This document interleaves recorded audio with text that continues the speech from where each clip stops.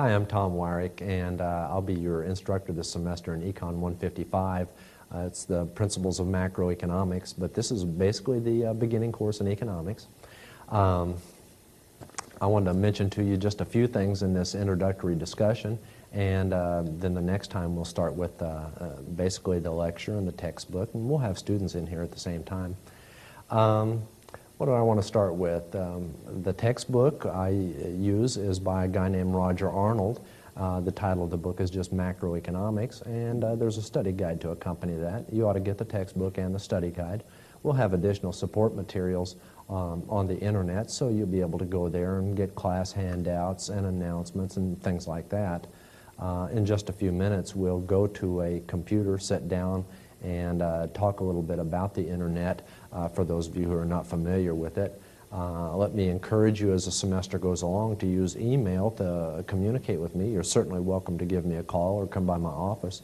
My telephone number is 836-5060, and my office is room 370 here in this building. And anyway, use the email, though, to get in touch with me if you'd like to ask me a question, something that you're confused by, or if you'd like to check on your grade after you've taken a test. We do have a tutor in the economics department, so if you find out that you're having a little bit of difficulty with something, you can either come see me or get in touch with the tutor. The tutor's hours will change each semester, and those will be posted on my webpage for this class. And so be sure that you take advantage of these resources if you need the help. Let me talk just a little bit about the course, and then we'll go into some of the details, the grading, and so forth. Economics 155 is a course that examines the operation of the economy, and that's the best way to describe it. And it's the operation really of not just any economy, but our economy, a market economy. And in a market economy, people are free to come and go as they please to a great extent. There are certain rules and restrictions, but we don't look very much this semester at an economy that's organized along different lines, let's say where the government would be making the decisions and telling people where to work and so forth.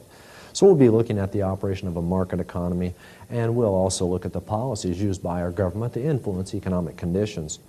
I think the students who will get the most use out of this would be people who are interested in the operation of the economy, maybe for their personal reasons, or maybe they're business majors and want to go into one of the other business disciplines, accounting or marketing, something like that, and need to have an introduction to how the economy operates.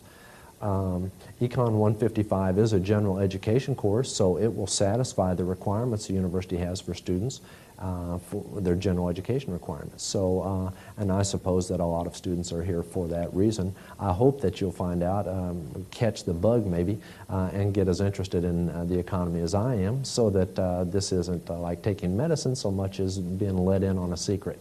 And I'll be the guy who tries to let you in on the secret as things go along. Just in general, talking about economics, economics is a social science. What we mean by a social science is it deals with, it looks at the way people, individuals behave, and also interaction between individuals. And there are other social sciences, of course, besides economics. There's history and political science and anthropology, sociology. You're familiar with those, I'm sure.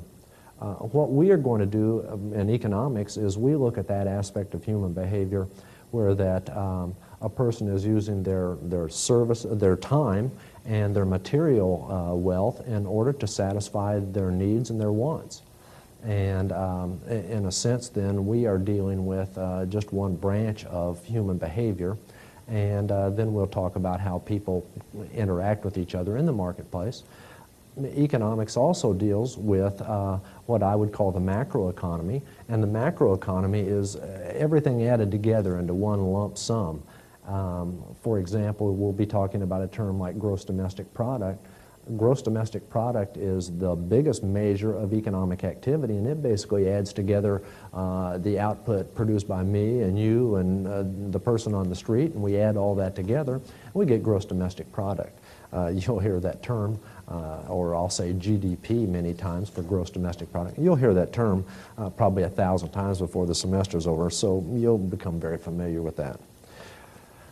Economists develop models which are really just complex explanations of how people interact with each other in the marketplace and how the economy operates. And really the purpose of this class is to introduce those models to you. There's one thing that you always want to keep in mind when you're studying economics, and that's this. We assume that when people are going out there and interacting in the economy, interacting with each other, deciding whether to buy or sell something and so forth, we always assume, we economists always assume that people are interested in furthering their own interests. We say self-interested. And that is one thing that makes economics a little bit different than some of the other social sciences. A lot of times social sciences don't look at what motivates people, but just talk more about the behavior of people and their interaction. But all of our science here, or the economic science, starts off with this idea of motivation. We assume that people are self-interested. And so I guess what I'm saying to you here is you should always look for that in the background of whatever we talk about. I mentioned the gross domestic product a moment ago.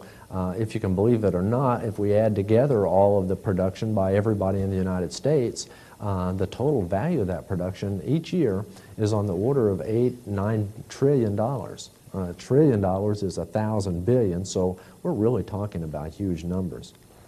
In addition to just talking about the gross domestic product, how big it is and what causes it to be that certain amount, we're also interested in government policy.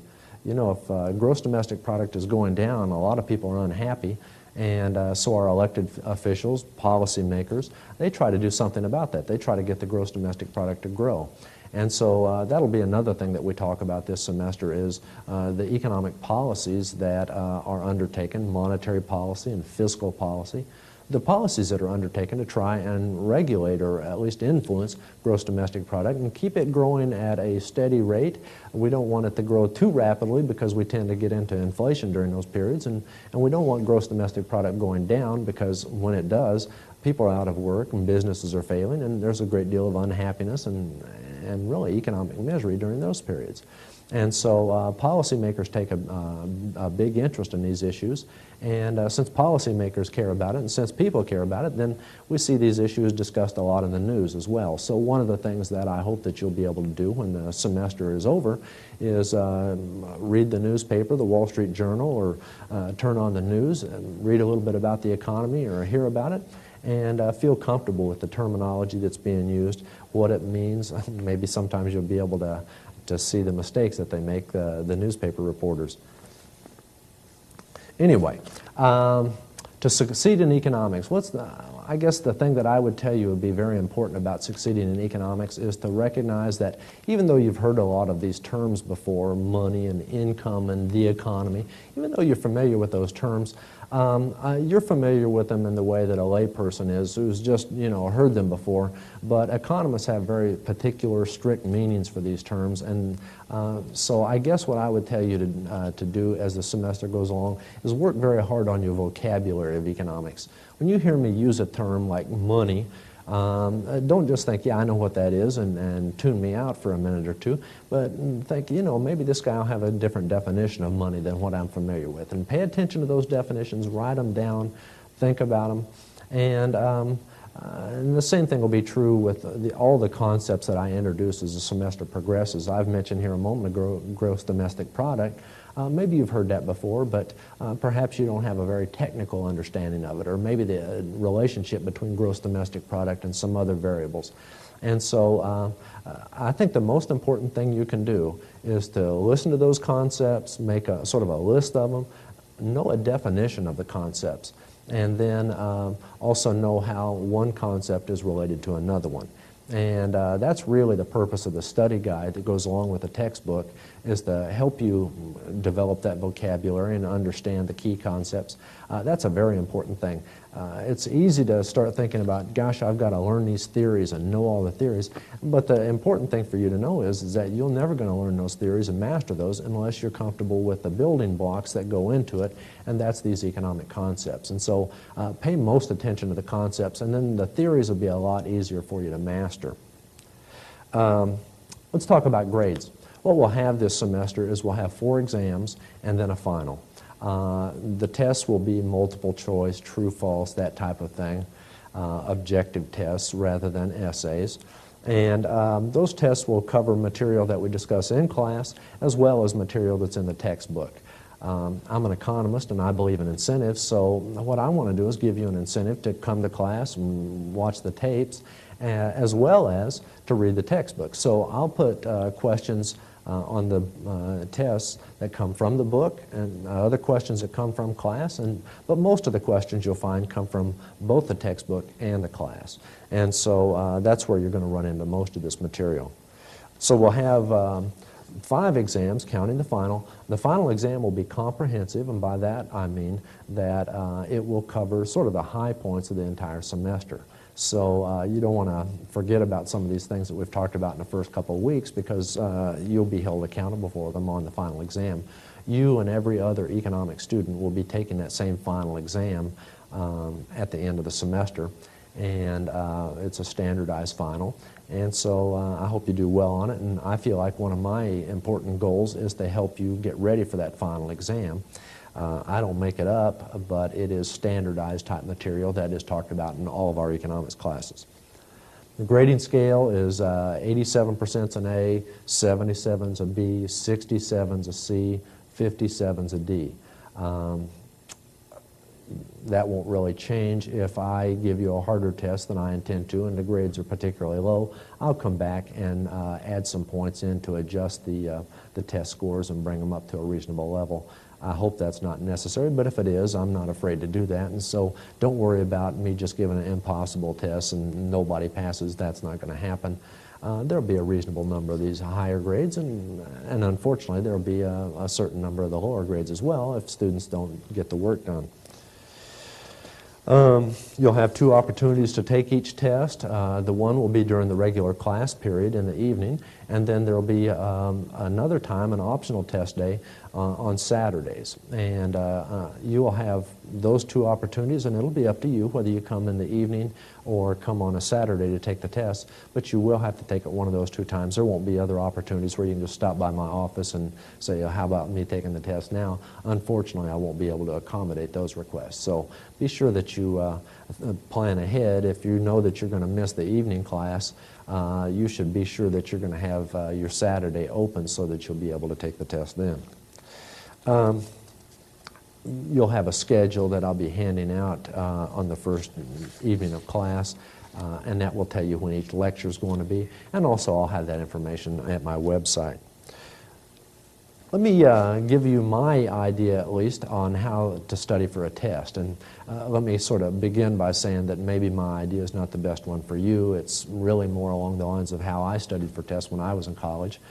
And if you find that something else works better, that's great. But if you're at a loss and just don't know what to do, here's my idea. You're going to do the best on the exam if you anticipate in advance what's going to be on the test. And what I'm saying is, don't just come in and sit down and go, gee, I wonder what's going to be there. Plan ahead, sort of sit down 2 or 3 days before the exam and make yourself out a list and say, here's what's going to be on the test. And then study very hard. Focus your energies on those things that you're confident will be on the test. And if you're paying attention and have a good idea what will be on the test, then by focusing your energies on those things, you stand a good chance of getting a good grade. Now that won't get you 100% on the test, and that will take really a much bigger effort, but to do pretty well in the class or on the test, I think anticipating what will be there is really the key. If I were you and I was trying to make an educated guess what will be on the exam, what I would do is this. I'd get out my class notes and go through those notes, you know, since the last test, but go through the notes and say, hey, what has been emphasized the most? And hypothetically, you might come up with a list of 20 or 30 things that have gotten a great deal of emphasis from the class discussion. So you'll have a list of 20 or 30 things, and gosh, I think that's important. And then go through your textbook and do basically the same thing. There might be 1 or 2 chapters we've covered for that exam, and you've read the book, so go through and make a list of, let's say, 20 or 30 things that have gotten a lot of emphasis in the textbook. Then bring those 2 lists together. And basically, anything that's been talked about and emphasized in class and emphasized in the textbook, that ought to make up your sort of final list of what's going to be on the test. The textbook author and I are supposed to be giving you some hints what's important. And so if we've done our job and you do your job, you should have a list of 30 or 40 things that have received a lot of emphasis. And I'm saying to you, focus your energies on that. Don't go back and reread everything in the book and watch all these lectures over again. There's not enough time for that. Plus, you just be reviewing exactly the same material with no focus at all, just kind of going through things 1, 2, 3 in order. Focus is the idea in that last day or two leading up to a test. You only have a limited amount of time, and you want to put your time in on those items that will be on the exam. As I say, that won't get you 100%. If you want 100%, you're going to have to know everything. But if I think you can do reasonably well, 80, 90% by just having a good idea in advance what the most important things are and studying those. Missed exams. What if you miss a test?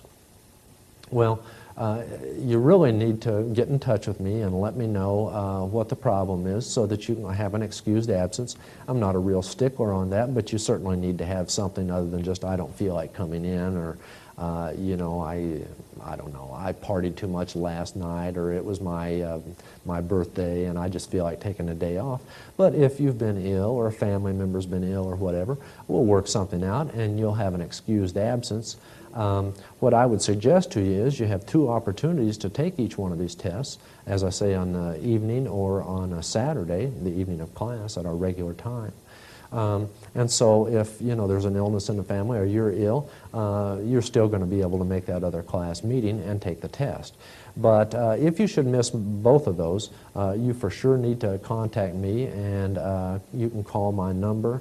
I think I mentioned it earlier. It's 836-5060. And either talk with me or leave voicemail and make sure that I'm aware of what's going on. So if there's an excused absence, what we will do is this. I'll leave the grade book blank for the exam that you miss, and then I'll come back in and fill it in with whatever percentage score you get on the final. If you do not contact me and just don't show up, that's an unexcused absence, and then you will get a 0. And so I would certainly urge you to stay in touch with me if there's something that's preventing you from coming to take the exam.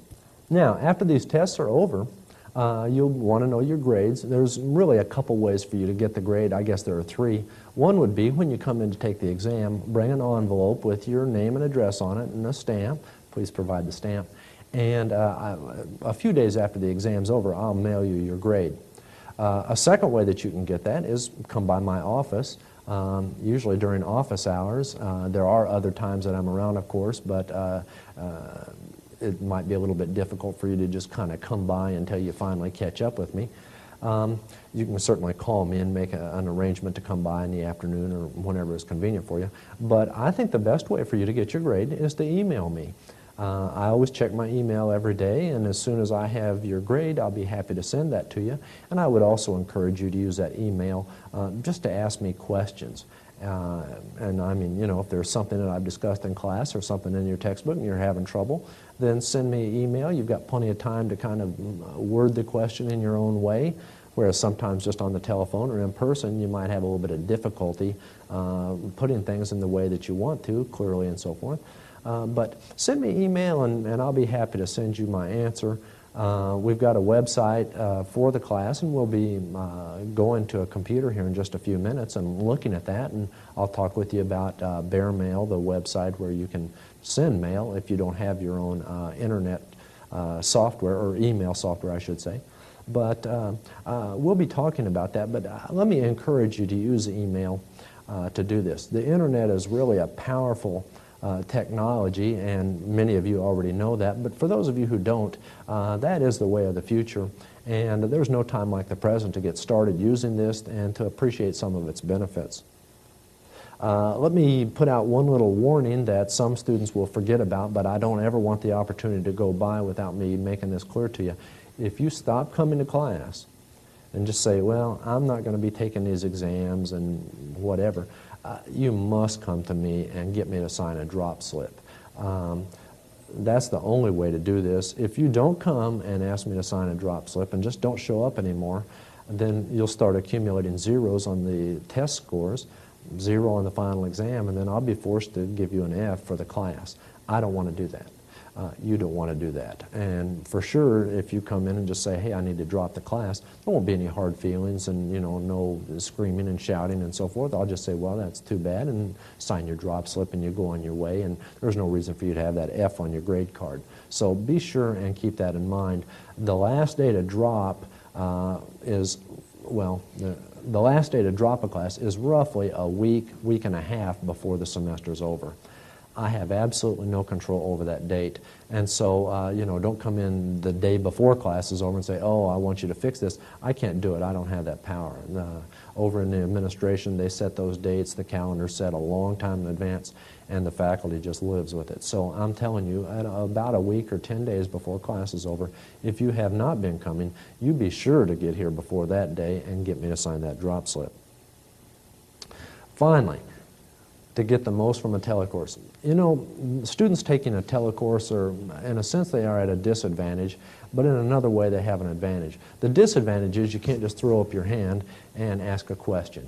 You can throw up your hand and ask a question, but nobody will answer. You'll be sitting there at home watching this. But, you can't get a quick answer to your question. What you can do, as I mentioned just a moment ago, is you can send me email and say, hey, here's my question, what's the answer? You'll get back a pretty quick answer. But that is a disadvantage. You're not sitting right there in the class where you can ask the questions live. Here's your advantage. This is, it depends on the situation that you have, but if you're watching this on the telecable, you have an opportunity to tape this and then watch it later on. If you are not watching on telecable, you've rented the tapes from the bookstore, and so you already have it on tape. And so what I'm saying to you is, one way or another, put these lectures on tape, and then find a time that's most convenient for you. 8 o'clock in the morning or 10 o'clock in the morning, that might not be convenient for you, and the students in class have to be here at that time. So you can watch this at a time that's convenient for you, maybe after the kids have gone to bed or on the weekend when your work is not keeping you busy. So you can watch it at your convenience, and then you have that pause button and that rewind button and that fast forward button. And what you can do is something that none of the students in a regular classroom can do. You can have instant replay. You can watch a segment over and over if there's something that's troubling you, and you say, well, what did he say about that subject? And you can listen to it until you think that you've mastered that idea. So what I would encourage you to do is tape these lectures and then be sure and make use of the pause and the rewind button so that you can go back and see some of these things that maybe have caused you a little bit of difficulty, something that you've had trouble with. Maybe we get 2/3 of the way through a discussion, and then you want to go back for a half an hour and see this whole thing over. You had that opportunity, whereas no student in class does have that opportunity. What you need to do, and this is really important, commit yourself to a viewing schedule. Don't just watch these whenever you get a chance, because you'll never get a chance, or you may not get a chance. You're a busy person, and that's why you're taking a telecourse, is because you are busy. So what you really need to do is to make sort of an agreement with yourself. I'm going to watch these every other day, from 8 o'clock till 9 o'clock in the evening, or I'm going to watch them every morning from 6 to 7 o'clock, or whenever it will fit into your schedule. That's not an important thing. What is important is that you are committed to keeping up with the discussion, with the class lectures. Each test will cover, and these are ballpark numbers, but each test will cover 8 or 9 hours of lecture material. I know that anybody can sit down on the couch and push the play button and watch 8 or 9 hours of lecture all in one day. But the problem with that is you can't really absorb that much material in one day. What needs to be happening is you'll maybe watch a lecture, think about it for a while, read the textbook, think about that for a while, and then watch another lecture. And pretty much the way students do that are attending class live. And so what I'm saying to you is don't try to make the attempt to just kind of get all this stuff done in 1 or 2 days and then just think, that's enough. All I have to do is spend a day or two with this right before each test. That's just not a very effective way of doing it. It's better than not watching the lectures at all. But the way to do this is watch 2 or 3 hours every week and keep up with the material, keep up with the readings. You'll know if you're having problem in plenty of time before a test, so you could send me email or come see me or come see the tutor. If you do everything at the last minute, there won't be time to ask your questions and to get an answer or to come see the tutor or come see me. So keep up with it, make yourself a schedule, and stick with that schedule the best you can. That's about all I have to talk about right now. What we want to do is finish up this first segment by going and to the computer. We've got an internet connection there. We'll spend, just 5-6 minutes with that. I'll show you my home page, how to send email, and a few things like that. And then you ought to be up to speed. Our next class, what we'll do is we'll have all the students sitting in here with me, and I'll be giving the lecture live, and you'll be watching from the back of the classroom, and I hope you have a good time. I certainly do. I enjoy economics. I've pretty much made that my life. I hope I can bring some of the enjoyment, the excitement that I feel from economics. I hope I can bring that to you. If there's anything I can do as the semester progresses, I hope you'll let me know. I'm certainly willing to put in the effort, and all I want is for you to have a successful experience here, get a good grade, and come away with some knowledge about how the economy works. You and I, all of us, live in this modern economy, and there's no way we can avoid it. We're workers, we're consumers, we're business owners, and that being the case, the best way for us to manage our economic affairs is to have some understanding about this economic environment in which we operate, and that's what I hope to bring you this semester. Thanks for signing up for the class, and I hope you have a good time. So long.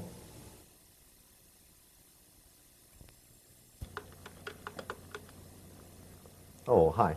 Well, I wanted to start off by talking a little bit about the internet. We'll be doing some internet material during the semester, and I don't want to just give you that assignment without making certain that you're up to speed on that. I also want to make sure that you're comfortable with email, because that'll be an important way for you to communicate with me if you have questions, or if you'd like to ask me what your grade is on a particular exam.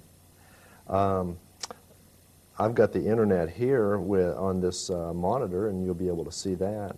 I start off, of course, in a familiar place with the SMS's home page. Let's get a little bit familiar, maybe to begin with some of the terms.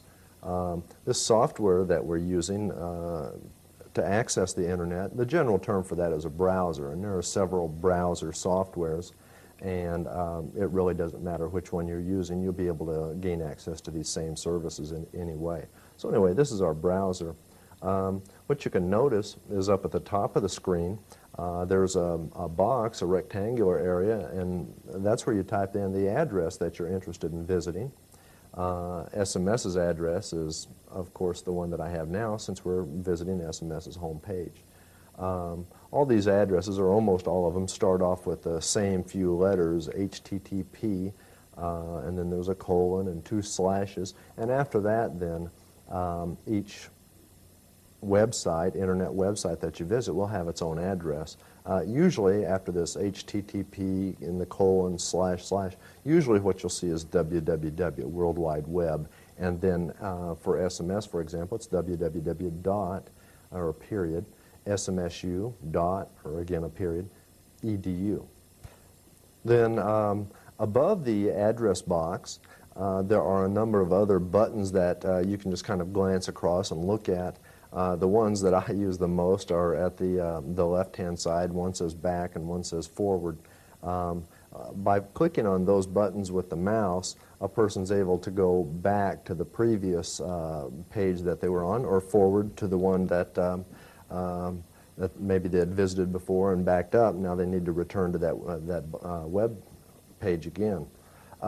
So anyway, and all you have to really do is kind of experiment with these buttons a little bit. Nothing can go wrong. Your computer won't blow up. So be sure that you feel comfortable with this and just play around with it a bit. At the top of the screen, depending on which browser you're using, but there's a button that says Favorites or Bookmarks, and that's a place that a person can basically save these addresses. Over time you accumulate those as you visit places and find those interesting, something you'd like to come back to again. You can create a bookmark or a favorite, and then that address will be remembered, and that way you don't have to keep all that in your mind. Then you just go down the list and pick your favorite off of there and go right back to there.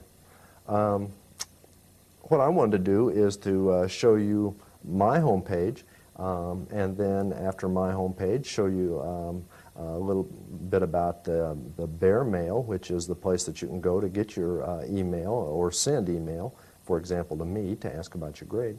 And then after that, we'll look at some economic websites. Why don't we do that now? Well, let me just type my address in here for my web page.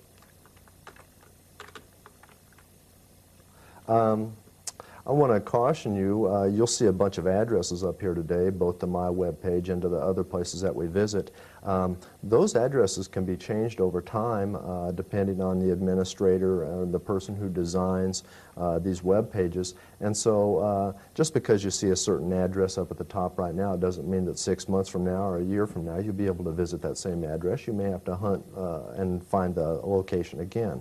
But just keep that in mind and don't be writing these addresses down like you know they're going to be good forever. So anyway, I've typed in my address. Let me hit the return button, and here it says my name up at the top, Tom Wyrick, Economics Department, SMS, and so forth. Normally, and you'll notice this a lot of places that you visit, but when you see text in blue with an underline, then normally that's a link. Normally if you move your mouse to where that link is, the arrow will turn into a finger, and that means that it's a hot link that you can, by clicking on that, go to another destination on the internet.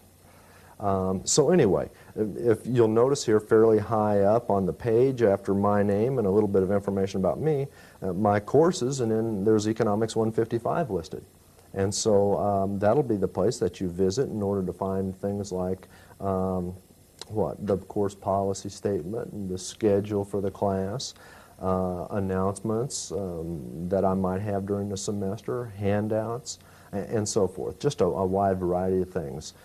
If, let's say that there's a snow day and a class doesn't meet, then you'll find some announcement here about that, you know, what you're supposed to do, when you should come, and so forth. So anyway, you should come here, become a little bit familiar with it, navigate around, and just make sure that if, you know, something would come up, you wouldn't be just lost and not know what to do, that you'd be able to come here fairly easily. One of the things I like to do, we won't do much here with the course page, we haven't really gotten into the material that much yet, but what I'd like to do is to show you something called Bear Mail. Bear Mail is a website, or I don't know exactly how it's phrased, but Bear Mail is the service that is available to SMS students and faculty and staff in order to get their mail, either get their email or to send email to somebody. And I'd like you to be familiar with this because I'm not really able to give out grades over the telephone, and in order to avoid having to drive into school or send me a letter and with a stamp on it and so forth, what you could do is come here and log in and send me some email and say, hey, I'd like to know what I got on that second test, and you know, that sort of thing. I'll be happy to send you your answer, your score.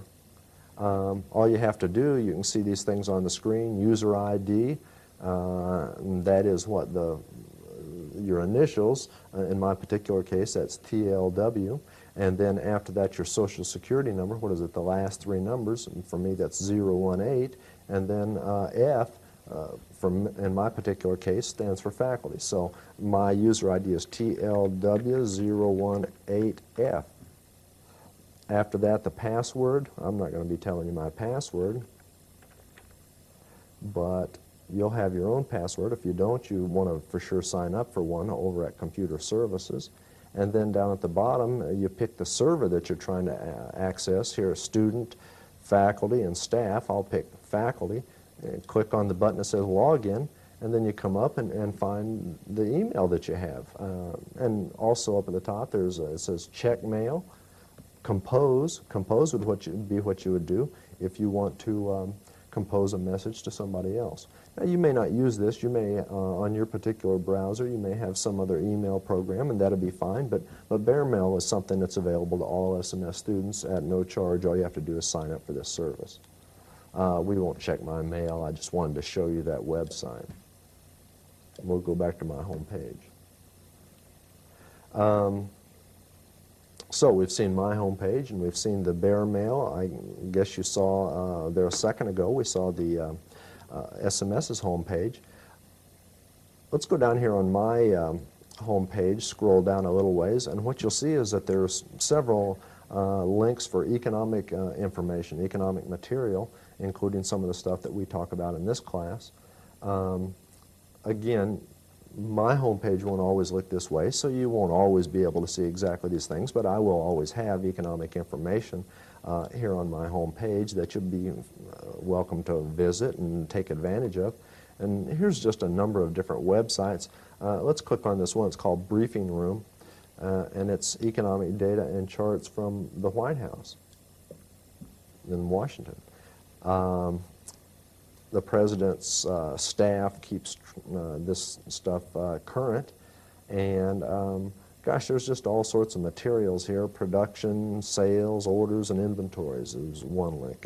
Output, income, expenditures, and wealth. Just all sorts of things. And this is a great place to come if you're just trying to find out a little bit of information that's current. It doesn't necessarily go back for a long ways, but it's current information, and you'll be able to see how the economy is doing and monitor that. Here's gross domestic product, the broadest measure of economic activity in the United States, and it'll show you that it's how much gross domestic product's up or down for that quarter that it's reporting on, a quarter being, of course, 3 months, fourth of a year. You can also click on a button and get a chart of gross domestic product, and that'll give you a little bit, kind of a graphical explanation of how the economy has been performing. And so, you know, that's the type of thing that you're going to find at this website. You can find the specific data on how much gross domestic product is and how rapidly it's been growing, and then the components of gross domestic product. So there's really just a wide variety of information that you'll be able to find here. And there's all sorts of other things. Prices, so that would tell us about the inflation rate. Employment and unemployment, that obviously tells us how many people are working, how many people would like to be working that can't find jobs, and so forth. So this is kind of an easy way to monitor the economy. There are a lot of websites, a lot of them government websites, that have the same sort of information. And so really what you ought to do is familiarize yourself with this. There's economic news releases. You know, a lot of times you'll see in the newspaper where they say, oh, and the government reported today that the unemployment rate for November was such and such, and you know, this sort of thing. When you read those reports in the newspaper reporter didn't just make that information up. They relied on press releases that are released by government agencies. And so you can go and find some of these economic news releases at the on the internet, and you'll know about as much about it as the reporter that wrote the story. So here we're at the Bureau of Labor Statistics website. The Bureau of Labor Statistics is it's a part of the Labor Department, but their function basically is to monitor the economy, those parts of the economy that are relevant to workers, and union leaders and employers of workers and various people. Economists are, of course, interested in all this stuff. But this would be something that you might want to visit to see the news releases. This is really a wonderful thing. Before the internet came along, there was really no way that you could get these news releases in a timely way. You could sign up for a service and then receive the news release in the mail a week or two later, but by then the newspaper article would have been out and you're sort of behind the curve on that. Nowadays we get this information at the same time the reporters get it, and the reporters in Washington, D.C. I won't take you through a lot of this stuff because I want to leave a lot of it for you. But the point is that there's just really a wealth of information on the internet about the economy, and I would urge you to spend some time with this, familiarizing yourself with it. As we go along, a lot of what I will talk about this semester will be theories, and you may sometimes think, gosh, I'd like to know a little bit more than just the theory. I'd like to know how that works in the real world, and this would be a place that you could come and look and see, do some checking, and maybe ask me some hard questions about, hey, how do you explain this or that? Anyway, as I say, I'd like you to spend some time with this, and if you have any trouble with it, of course, send me a little bit of email, tell me what your problem is, or give me a call on the phone, and I'll be able to help you with it. We'll talk later.